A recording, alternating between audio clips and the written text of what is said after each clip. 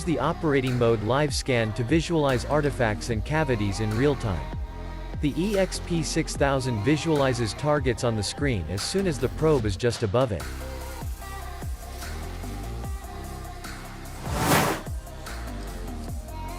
Connect the live stream sensor and choose the operating mode live scan. Start the sensor calibration. Do not move the probe during the calibration process.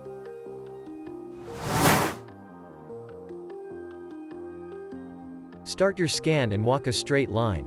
You can walk forwards or backwards.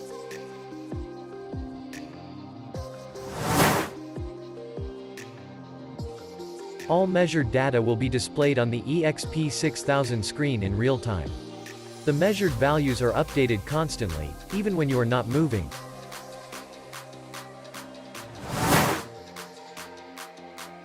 If necessary, you may apply an additional sensor calibration by clicking on the refresh icon in the lower right corner.